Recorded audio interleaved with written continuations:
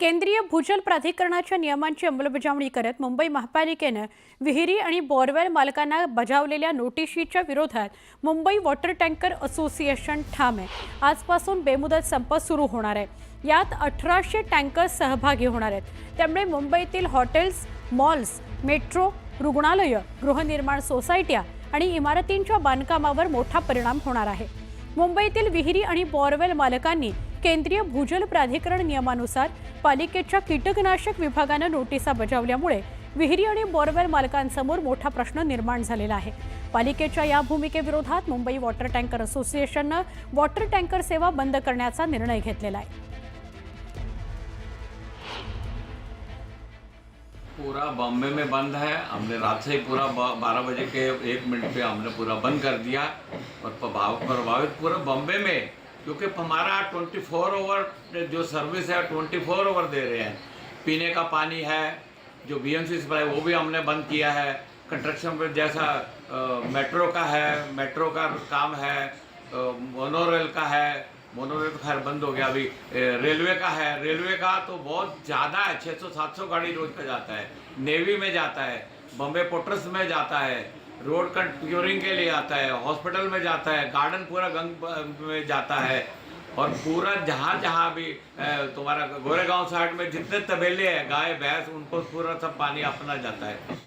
बातमी अमरावतीहून। अमरावतीच्या पंचवटी आणि राजकमल चौकात भर रस्त्यात रील बनवणाऱ्या दोघांनी अखेर माफी मागितलेली आहे। त्यांचा व्हिडिओ सोशल मीडियावर व्हायरल झाला होता। दोघांविरोधात गाडगेनगर पोलीस स्टेशनमध्ये गुन्हा सुद्धा दाखल करण्यात आला आणि गुन्हा दाखल झाल्यावर त्यांनी माफी मागितलेली आहे। इतरांनी असं कृत्य करू नका असं आवाहन सुद्धा या दोघांनी केलेलं आहे।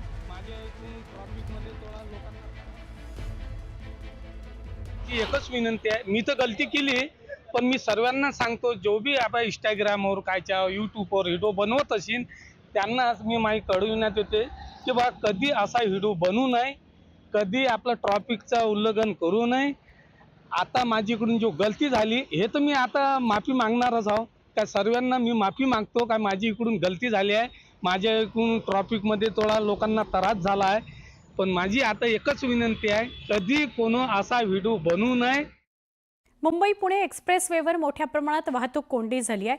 पुणे लेनवर वाहनांच्या 5 ते 6 किलोमीटरपर्यंत रांगा लागलेल्या आहेत। मुंबई पुणे एक्सप्रेसवेवर आज सकाळपासूनच ही वाहतूक कोंडी बघायला मिळते। मावळ परिसरातली ही दृश्य आहेत। एक्सप्रेसवेवर वाहतूक कोंडी झालेली आहे। सकाळपासून अमृतांजन पुलापासून ते अडोशी बोगद्यापर्यंत वाहनांच्या रांगा लागलेल्या आहेत। त्यामुळे वाहन चालकांना प्रचंड त्रास सहन करावा लागतोय।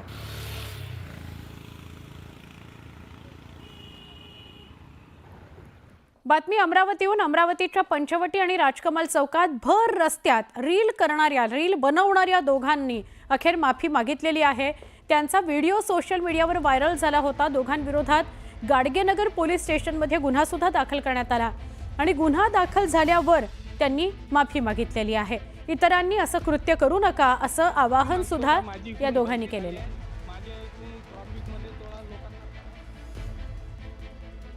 एकच विनंती आहे, मी तर गलती केली, पण मी सर्वांना सांगतो, जो भी आपण इंस्टाग्रामवर कायच्या यूट्यूबवर व्हिडिओ बनवत असेल त्यांना मी माहिती कळविण्यात येते की बा कधी असा व्हिडिओ बनवू नये, कधी आपलं ट्रॅफिकचा उल्लंघन करू नये। आता माझ्याकडून जो गलती झाली हे तर मी आता माफी मागणारच आहो। त्या सर्वांना मी माफी मागतो काय माझी इकडून गलती झाली आहे, माझ्या इकडून ट्रॅफिकमध्ये थोडा लोकांना त्रास झाला आहे। पण माझी आता एकच विनंती आहे, कधी कोनो असा व्हिडिओ बनवू नये। बुलेटिनमध्ये पुन्हा एकदा स्वागत। आपण पुढच्या बातम्यांकडे वळतोय। स्वाभिमानी शेतकरी संघटनेचे नेते राजू शेट्टी यांनी सरकारवर टीकास्त्र सोडले। शक्तीपीठ महामार्गामध्ये 50,000 कोटींचा घोटाळा केला जातोय, तर धनंजय मुंडे यांनी केलेल्या चिरीमिरी भ्रष्टाचाराकडे कोण पाहणार, सगळं वऱ्हाडच बिघडलंय, अशा शब्दात राजू शेट्टींनी सरकारच्या कामगिरीवर ताशेरे ओढलेले आहेत।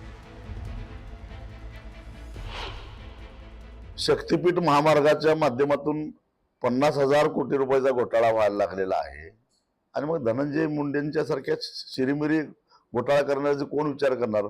सारं वऱ्हाडच बिघडलेलं आहे, कोण कोणावर कारवाई करणार आणि काय विचार करणार?